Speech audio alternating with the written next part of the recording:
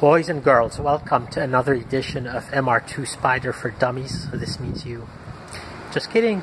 In this episode, we review what is needed in order to put a 6-speed transmission into a Toyota MR2 Spyder. First, we're going to talk about the different 6-speed options that are available. Toyota made several C-series transmissions that will bolt up to either a 1ZZ or a 2ZZ. Okay, these are the C60, C63, C64, C65, and C66. Okay, of these, the C60, C64, and C65 are the only three that were available in the US. Some of these transmissions came in front-wheel drive applications, others came in rear-wheel drive applications. So the C60 came only in the front-wheel drive Celica and Corolla and Matrix and Pontiac Vibe. The C63 was actually available in both front-wheel drive and rear-wheel drive.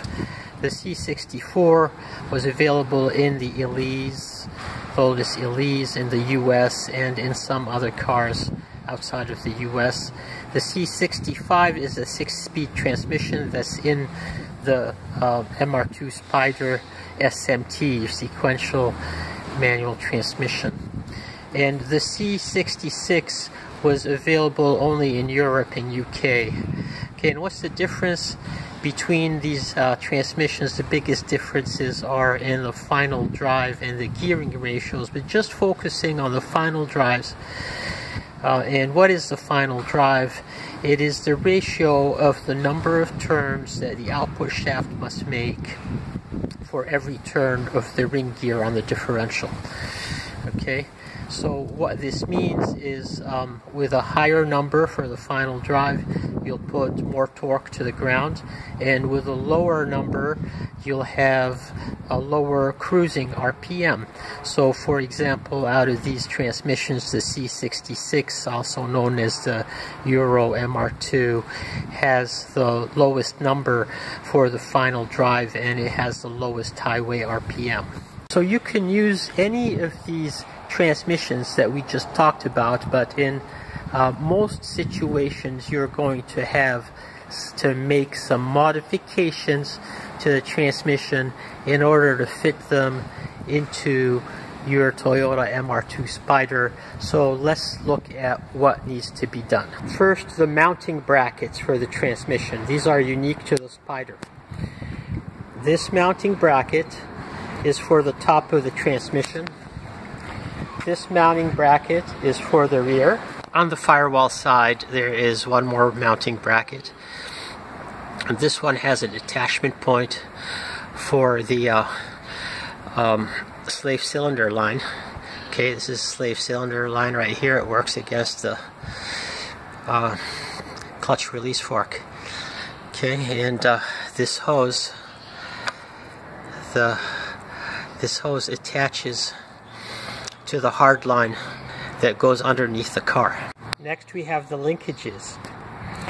This is the side-to-side linkage, and this is the back and forth linkage, also known as the bell crank. And this is the counterweight lever. And these are all specific to the Spyder, and they must come out of your current car, and they must be installed onto the new transmission. This side-to-side linkage for the shifter is mounted with 2 bolts that go into the transmission case. Now, when you get your 6-speed transmission from a front-wheel drive, it will not have these 2 holes. So you have to measure, position, then drill and tap these holes for the M10 by 1.25 thread. We have the cable mounting brackets. These are for mounting the transmission cables, and these brackets are also specific to the Spyder, and you must move them from your current transmission and onto the new transmission. Now I'm going to show you the features of the gear selection shaft. which is a special item that is unique to the 6-speed transmission when it's installed in the Spyder. So to show you this, to remove the gear selection shaft assembly, first I remove the bell crank, which is just mounted with 2 bolts right here. Then I remove the 4 bolts that attach the reverse block out to the body of the transmission, to the case. Then I remove the spring detent. Okay, that's on top of the transmission. You need a 24mm socket for this. The other bolts on here are all M10, so they have a 14mm socket. And then with this in neutral, it comes right out, and I'm going to set it aside so we can look at it more closely. So this shaft that goes all the way through has to be purchased from Monkey Wrench Racing and is different from the original shaft that goes in the 6-speed in the front wheel drive. It is a unique shaft for the 6-speed and the rear wheel drive application. Okay, so on this shaft we've taken every single element of the assembly from the 6-speed transmission, and we've moved them from the front wheel drive shaft to this new shaft. This is the reverse block out. Okay, this is the reverse block out assembly. It also has to be purchased, and the function of this reverse block out is it creates resistance, so you do not accidentally shift into reverse gear while you're driving. These outside elements, the counterweight, it is removed from the MR2 Spyder gear selection shaft and placed onto this new shaft. Let's quickly look at the shift pattern for this transmission. Pulling all the way back, this is reverse.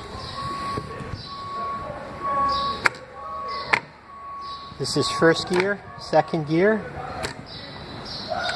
third gear, fourth gear, fifth, sixth. Thanks for watching. Hope this helps you, and please add your comments or questions down below in the comments section.